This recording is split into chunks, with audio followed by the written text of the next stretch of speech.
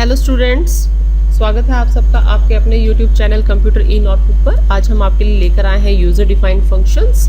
इससे last video में हमने पढ़ा था कि फंक्शंस क्या होते हैं। फंक्शंस आपके पास एक ब्लॉक ऑफ कोड है, यानी एक सब प्रोग्राम है जो अपने आप में एक ऑपरेशन को परफॉर्म करता है, यानी उसकी सेट ऑफ स्टेटमेंट जब एग्जीक्यूट होती हैं तो वो एक कार्य को पूरा करती हैं। फंक्शंस आपके पास दो तरीके के थे, बिल्ट इन फंक्शंस जो पहले से लाइब्रेरी में डिफाइन करके दिए हुए हैं, जिनको हम डायरेक्टली उनका नाम लिखकर अपने प्रोग्राम में इस्तेमाल कर सकते हैं। बस उसके लिए हमें उनकी हेडर फाइल को अपने प्रोग्राम में जो है इंक्लूड करना होता है। उदाहरण के तौर पे हमने पढ़ा था math.h हेडर फाइल अगर हम अपने प्रोग्राम में इंक्लूड करते हैं तो बहुत सारे फंक्शन जैसे स्क्वायर रूट है या पावर फंक्शंस हैं, हम उनको सीधा अपने प्रोग्राम में इस्तेमाल कर सकते हैं। दूसरा टाइप के जो फंक्शंस हैं वो यूज़र डिफाइंड फंक्शंस होते हैं। आज हम डिस्कस करेंगे यूज़र डिफाइंड फंक्शंस। कोई भी फंक्शन, चाहे वो आपके पास यूज़र डिफाइंड फंक्शन हो या फिर बिल्ट इन फंक्शन हो, हर फंक्शन को लिखने का एक तरीका होता है, एक उनका एक रूप होता है। वो सिंटैक्स क्या है? तो देखिए, हर फंक्शन के पास आपके पास एक रिटर्न टाइप होती है। रिटर्न टाइप आपके पास क्या रहेगी कि आपका फंक्शन, जो ये फंक्शन का नाम यहाँ दिया है, ये फंक्शन अपना कार्य करने के बाद, यानी इन सेट ऑफ स्टेटमेंट्स को एग्जीक्यूट करने के बाद एक वैल्यू रिटर्न करता है। कैलकुलेशन के बाद एक वैल्यू रिटर्न करता है। वो वैल्यू जिस तरीके की है, जिस टाइप की है, डाटा टाइप की है, वो डाटा टाइप यहाँ पर स्पेसिफाई की जाती है रिटर्न टाइप के तौर पर। क्लियर? जैसे अब तक हमने लिखते आए हैं हम प्रोग्राम्स में वॉइड मेन। वॉइड मेन का मतलब आपका मेन फंक्शन यहाँ पे कुछ भी रिटर्न नहीं कर रहा, यानी अगर कोई भी फंक्शन कोई भी वैल्यू रिटर्न नहीं करता है तो उस स्थिति में हमारे पास हम क्या रिटर्न टाइप क्या इस्तेमाल करेंगे? वॉइड। अन्यथा जो वो वैल्यू रिटर्न कर रहा है उसकी data type as a return type यहाँ इस्तेमाल की जाती है। रिटर्न टाइप के बाद आता है फंक्शन का नाम। कोई भी वैलिड आइडेंटिफायर नेमिंग कन्वेंशन जो है हम फंक्शन को नाम के तौर पर दे सकते हैं। फंक्शन के नाम के साथ साथ यहाँ पर आती है आपके पास पैरेंथेसिस में पैरामीटर लिस्ट, राउंड ब्रैकेट में पैरामीटर की लिस्ट। पैरामीटर की लिस्ट क्या होती है? कोई भी फंक्शन जो इस फंक्शन को कॉल करेगा, काम करने के लिए बुलाएगा, वो इस फंक्शन को एक सेट ऑफ वैल्यूज देगा कि आप इन वैल्यूज पे हमें काम करके दीजिए। तो वो सेट ऑफ वैल्यू जो होंगी यहाँ पर वो स्पेसिफाई करनी होंगी, हमें बतानी होंगी कि ये फंक्शन किस तरीके की वैल्यूज को ले सकता है, यानी वो इंटीजर टाइप की होंगी, फ्लोट की होंगी या फिर कैरेक्टर टाइप की होंगी, और कितनी वैल्यूज को वो यहाँ पर ले सकता है, कितनी वैल्यूज वो लेगा काम करने के लिए। तो जो भी फंक्शन उसे कॉल करने के लिए बुलाएगा इस फंक्शन को, वो ये पैरामीटर लिस्ट जो है उसके अकॉर्डिंग इसे वैल्यू प्रोवाइड करवाएगा। इस फंक्शन का नाम और पैरामीटर की लिस्ट, इसे फंक्शन का सिग्नेचर भी कहा जाता है। जैसे आप कहीं ना अपना साइन करते हो तो कोई पहचान लेता है ना कि ये किसके साइन है, कि हाँ ये इस टीचर के या इस बच्चे के या इस पर्सन के सिग्नेचर हैं। तो उसी तरीके से फंक्शन का नाम जब भी उसे कॉल करने के लिए बुलाया जाएगा तो फंक्शन के नाम के साथ साथ हमें पैरामीटर की लिस्ट भी देनी होगी, जो भी ऑर्डर और डाटा टाइप सेम फॉलो करेगी, जो कि यहाँ उसकी डेफिनेशन में जो उसको बनाते वक्त यहाँ बताया गया है उसी तरीके से। इसीलिए उसे फंक्शन सिग्नेचर भी कहा जाता है। इसे हम फिर से डिटेल में देखेंगे जब हम इसका एग्जाम्पल करेंगे। अब पैरामीटर जो लिस्ट है उसमें हम क्या क्या लेते हैं? वेरिएबल्स लेते हैं। हर वेरिएबल की अपनी एक डाटा टाइप होती है, एक सीक्वेंस होगा यहाँ पे पैरामीटर लिस्ट। अगर आपके पास 2, 4, 5 कई पैरामीटर हैं तो उन सबको हम कैसे लिखेंगे? Separated by comma. ठीक है। अब हमारे पास आती है नेक्स्ट थिंग, पैरामीटर्स ऑप्शनल है। ज़रूरी नहीं है कि हर फंक्शन में पैरामीटर की लिस्ट हो। जैसे मेन फंक्शन में हम यहाँ राउंड ब्रैकेट के बीच में कुछ भी नहीं लिखते हैं, तो यानी इस फंक्शन में मेन में कोई भी पैरामीटर नहीं है। उसके बाद आती है आपके पास, ये तो हुआ फंक्शन का हेड सेक्शन, ये बता रहा है कि फंक्शन का क्या किस तरीके से काम कर रहा है। लेकिन एक्चुअल वर्किंग क्या होगी? फंक्शन की बॉडी, जो हम यहाँ फंक्शन के हेडर के बाद स्टार्ट करते हैं किसमें? करली ब्रैकेट्स के साथ। बीच में वो सारी C++ स्टेटमेंट्स लिखेंगे जो कि इस फंक्शन के कार्य को पूरा करने के लिए आवश्यक है। नेक्स्ट हम आते हैं, ये तो था हर तरह के फंक्शन को लिखने का तरीका। सबसे पहले क्या था? यूज आपके पास एक बार फिर से देख लीजिए, रिटर्न टाइप, फिर फंक्शन का नाम, पैरामीटर की लिस्ट और फंक्शन की बॉडी। अब देखते हैं हमारे पास कि यूजर डिफाइंड फंक्शन क्या होते हैं। बिल्ट इन फंक्शन पहले से बने हुए हैं। यूजर डिफाइंड फंक्शन हम खुद बनाएंगे हमारी आवश्यकता के अकॉर्डिंग। हम जो प्रॉब्लम सॉल्व कर रहे हैं, जिस प्रॉब्लम को सॉल्व करने के लिए प्रोग्राम बना रहे हैं, उस प्रॉब्लम की आवश्यकता के अनुसार फंक्शन बनाया जाएगा और उसकी कोडिंग की जाएगी। कोई भी फंक्शन सिर्फ तब काम करता है जब उसे इन्वॉक किया जाता है, कॉल करवाया जाता है। अगर आप फंक्शन को डिफाइन करके किसी भी फंक्शन को बनाकर छोड़ दोगे तो वो बनाकर वहाँ रखा रहेगा, लेकिन वो तब काम करेगा जब उसे मेन फंक्शन या कोई दूसरा फंक्शन कॉल करेगा, इन्वॉक करेगा। देखिए किस तरीके से जो प्रोग्राम है जिसमें फंक्शन से एग्जीक्यूट करता है। यहाँ हमने एक हेडर फाइल इंक्लूड कर ली, फिर हमने एक फंक्शन बनाया जिसकी रिटर्न टाइप वॉइड है, फंक्शन का नाम रखा गया फंक्शन नेम, कोई भी पैरामीटर लिस्ट यहाँ पर नहीं है। ये तो था आपके पास फंक्शन का हेडर। अब स्टार्ट होगी फंक्शन की बॉडी। करली ब्रैकेट्स में हमने वो सारी सेट ऑफ स्टेटमेंट्स लिख दी जो इस फंक्शन के लिए आवश्यक है। फिर आपका आता है इंट मेन फंक्शन। पता है हम सबको कि प्रोग्राम का एग्जीक्यूशन कहाँ से स्टार्ट होता है, मेन फंक्शन से स्टार्ट होता है। और अगर मेन फंक्शन के पास रिटर्न टाइप हमने इंट स्पेसिफाई की है तो इसमें लास्ट स्टेटमेंट क्या होती है आपके मेन फंक्शन में, रिटर्न 0। क्या होती है, रिटर्न 0, क्योंकि सक्सेसफुल एग्जीक्यूशन मेन का तब माना जाता है वो जब 0 वैल्यू रिटर्न करता है। नॉन 0 कब रिटर्न करेगा, अनसक्सेसफुल एग्जीक्यूशन के लिए। अब मेन फंक्शन में जहां हमें इन सेट ऑफ स्टेटमेंट्स के इस कार्य की आवश्यकता पड़ी वहां हमने फंक्शन का नाम लिख दिया, फंक्शन नेम, ब्रैकेट्स, पैरामीटर्स इसमें है नहीं, और सेमीकोलन। अब जैसे ये स्टेटमेंट एग्जीक्यूट होगा, यहाँ से कंट्रोल जाएगा सीधा कहाँ पर, आपके फंक्शन की डेफिनेशन पर। अब यहाँ से काम होगा, शुरू हो जाएगा, और जैसे ही यहाँ पे आपके फंक्शन ने काम करना बंद किया, वापस कंट्रोल कहाँ आ जाएगा, आपके मेन फंक्शन में स्टेटमेंट के बाद। तो इस तरीके से फंक्शन को कॉल किया जाता है और इन्वॉकिंग का जो है वो एग्जीक्यूशन के दौरान प्रोसेस होती है। नेक्स्ट रखते हैं हम फंक्शन की, हमने अभी बात की थी, हेडर होता है हमारे पास, प्रोटोटाइप भी उसे कहा जाता है। अगर देखिए आपने यहाँ पिछले एग्जाम्पल में हमने हमारे मेन फंक्शन से पहले इस फंक्शन का नाम दिया गया था, इस फंक्शन को हमने डिफाइन किया था।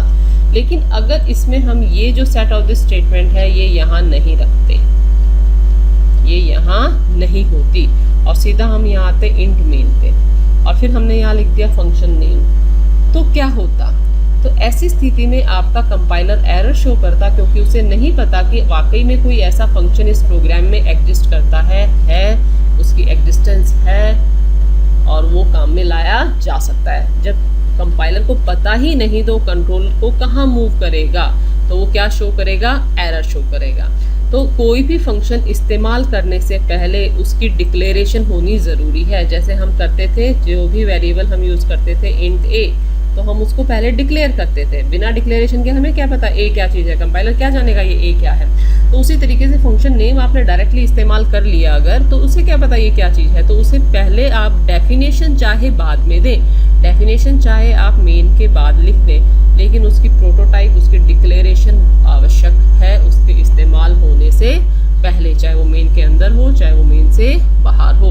लेकिन इस्तेमाल होने से पहले यानी इन्वॉक होने से पहले, कॉल होने से पहले आप उसे डिक्लेयर ज़रूर करेंगे। तो आपके पास फंक्शन जो है उसकी डिक्लेरेशन को प्रोटोटाइप भी कहा जाता है, जिसमें सिर्फ और सिर्फ फंक्शन की बॉडी नहीं होती है। क्या नहीं होगी, बॉडी पार्ट कौन सा था, जो कि हमने करली ब्रैकेट्स में उसकी जो सेट ऑफ द स्टेटमेंट्स थी उनको लिखा था। यहाँ से फंक्शन की बॉडी स्टार्ट होती है और यहाँ आकर ख़त्म होती है। तो यानी ये स्टेटमेंट वहाँ पर आपके पास ऊपर डिक्लेरेशन में होनी आवश्यक है। तो है हमारे पास नेक्स्ट है फंक्शन डिक्लेरेशन का मतलब सिर्फ फंक्शन की रिटर्न टाइप लिखना, फंक्शन का नाम लिखना, पैरामीटर की लिस्ट लिखना और सेमीकोलन लिखना। फंक्शन की डेफिनेशन का मतलब है उसकी डिक्लेरेशन के साथ, प्रोटोटाइप के साथ साथ उसकी बॉडी करली ब्रैकेट में उसकी वर्किंग स्टेटमेंट्स को भी लिखना। फंक्शन कॉल का मतलब होता है कि जब आप अपने फंक्शन को इस्तेमाल करना चाहते हो किसी दूसरी जगह पे, तो उसका नाम लिख के उसको कॉल करना। जब नाम लिखेंगे तो ध्यान रहे नाम बिल्कुल वैसा ही लिखा जाएगा जैसे उसकी प्रोटोटाइप है, जैसे उसका सिग्नेचर है, जैसे उसकी डिक्लेरेशन है कि फंक्शन का नाम क्या है, कितने पैरामीटर है और किस ऑर्डर में है, किस सीक्वेंस में है। एक उदाहरण कर लेते हैं हम यहाँ पे। देखिए हमने यहाँ एक मेन मेथड बनाया, इसमें माई फंक्शन यूज़ किया और रिटर्न 0 इंट है, यहाँ क्या है, इंट है, इसलिए रिटर्न 0 स्टेटमेंट भी होगी क्योंकि ये फंक्शन मेन फंक्शन यहाँ क्या कर रहा है, वैल्यू रिटर्न कर रहा है। वैल्यू रिटर्न किसकी मदद से की जाती है, रिटर्न स्टेटमेंट की मदद से की जाती है। क्लियर। तो अब इस प्रोग्राम में क्या होगा, नीचे हमने यहाँ इस माई फंक्शन की जो है वो डेफिनेशन दे दी है, फंक्शन की डेफिनेशन, जहाँ भी फंक्शन की बॉडी साथ आ गई उसे हम क्या कहेंगे, फंक्शन की डेफिनेशन। तो वॉइड फंक्शन का नाम, ब्रैकेट में C out I just got executed. तो क्या ये प्रोग्राम एग्जीक्यूट करेगा? फटाफट सोचिए, अभी एक सेकंड पहले भी हमने इस चीज़ को डिस्कस किया था। नहीं, क्यों नहीं डिस्कस करेगा? क्योंकि हमने कहा जब भी हम किसी भी फंक्शन को इन्वॉक करेंगे, कॉल करेंगे, उससे पहले उसकी डिक्लेरेशन आवश्यक है। आपके कंपाइलर को पता होना चाहिए कि ऐसा कोई फंक्शन इस्तेमाल होने वाला है, तो वो डिक्लेरेशन आपके पास आपके इन्वॉकिंग या कॉल स्टेटमेंट से ऊपर होगी। अब ये जो है प्रोग्राम आपका आसानी से आराम से काम करेगा, क्योंकि अब हमने यहाँ पर इसकी डिक्लेरेशन दे दी है। क्लियर? अब फंक्शन की डिक्लेरेशन ऊपर देना यहाँ पर, और फिर फंक्शन को आपके पास डेफिनेशन नीचे देना, क्या ये ऐसा आवश्यक है? नहीं, बिल्कुल नहीं है। आप चाहें तो इस तरीके से भी लिख सकते हैं। ये जो ब्लैक शेड में हमने प्रोग्राम लिखा है उसी को हमने ग्रीन शेड में भी लिखा है, दोनों बिल्कुल एक तरीके से काम करेंगे। यहाँ पर हमने यहाँ ऊपर ही फंक्शन को डिक्लेयर भी कर दिया, साथ के साथ डिफाइन भी कर दिया, यानी डिक्लेरेशन और डेफिनेशन दोनों एक साथ आ गई। अब हम डायरेक्टली इस प्रोग्राम को इस्तेमाल कर सकते हैं, कॉल कर सकते हैं। यहाँ ब्लैक शेड में हमने ये जो प्रोग्राम था इसमें हमने क्या किया था, ऊपर सिर्फ डिक्लेरेशन दी थी, उसका सिग्नेचर दिया था और फिर हमने उसको कॉल किया था और नीचे हमने उसकी डेफिनेशन दी थी। लेकिन बेहतर कौन सा है? जहाँ आपके पास एक प्रोग्राम में 2, 4, 5 कई फंक्शंस इस्तेमाल होने हैं, वहाँ बेहतर है कि सबके ऊपर अगर आप लिस्ट दोगे तो मेन फंक्शन आपका काफ़ी नीचे चला जाएगा और वो रीडेबल इतना अच्छा नहीं होगा। तो ऐसे केस में क्या है, आप जितने भी फंक्शंस आपको बनाने हैं उन सब की डिक्लेरेशन ऊपर दे दीजिए, फिर उनको इस्तेमाल कर लीजिए मेन में, और फिर उनकी डेफिनेशन नीचे दे दीजिएगा। तो ये हमारे पास होता है किसी भी फंक्शन को लिखने का तरीका। एक और हम एग्जांपल कर लेते हैं। अब तक तो हमने सिर्फ थ्योरेटिकल कंसेप्चुअली देखा था। एक प्रोग्राम हम बनाते हैं अभी जिसमें हम एक इनबिल्ट फंक्शन यानी लाइब्रेरी फंक्शन का इस्तेमाल करेंगे और एक यूज़र डिफाइंड फंक्शन। यहाँ हमने hash include math dot H header file जो है आपकी इंक्लूड कर लिया है, फिर आईओस्ट्रीम डॉट एच को इंक्लूड किया है। फिर हमने यहाँ पर आपके पास एक फंक्शन यहाँ डिक्लेयर कर दिया है। क्या है ये? डिक्लेरेशन प्रोटोटाइप इंट जिसकी रिटर्न टाइप है, स्क्वायर जिसका नाम है और वो एक पैरामीटर लेगा किस टाइप का? इंटीजर टाइप का। यहाँ पर आप पैरामीटर का जो है नाम भी दे सकते थे और या फिर उसको छोड़ भी सकते हो डिक्लेरेशन में, डेफिनेशन में नहीं छोड़ेंगे हम। वॉइड मेन, यहाँ मेन फंक्शन हमारा स्टार्ट हो गया। यहाँ पे हमने इंटीजर टाइप के 3 वेरिएबल ले लिए, पहला a, दूसरा स्क्वायर रूट और तीसरा स्क्वायर। फिर हमने लिखा C out enter the number, enter the number, C in A, आपने नंबर इनपुट करवा दिया। अब हमने वेरिएबल स्क्वायर रूट को जो है वैल्यू असाइन की, क्या? स्क्वायर रूट ए। या क्या किया हमने यहाँ पे एक math dot H header file का एक इनबिल्ट फंक्शन का इस्तेमाल किया है, स्क्वायर रूट ए। अगली स्टेटमेंट में हमने SQR स्क्वायर ए, स्क्वायर नाम का फंक्शन हमने खुद बनाया था और उसमें एक पैरामीटर की आवश्यकता थी। वो पैरामीटर किस टाइप का था? इंटीजर टाइप का। तो यहाँ पे देखिए हमारा a भी किस टाइप का है? इंटीजर टाइप का है और वो हमने यहाँ पे एज अ पैरामीटर दे दिया है। सी आउट स्टेटमेंट में हम दोनों जो स्क्वायर रूट और स्क्वायर की वैल्यू है इनको डिस्प्ले कर देंगे। अब हमने डिक्लेरेशन हमारे फंक्शन के ऊपर की थी, नीचे हमने इसकी डेफिनेशन दे रखी है, int square int p, int c, p into P, square calculate करना है किसका? p का। p का स्क्वायर क्या होगा? p को 2 बार गुना कीजिए, p इंटू पी, और रिटर्न कर दिया हमने किसको? c, इंटीजर वैल्यू, इसको हमने रिटर्न कर दिया। ये c वैल्यू रिटर्न कर रहा है और ये किस टाइप की है? इंटीजर टाइप की है। तो अब देखिए ये प्रोग्राम कैसे एग्जीक्यूट करेगा। एग्जीक्यूशन के दौरान क्या होगा हमारे पास?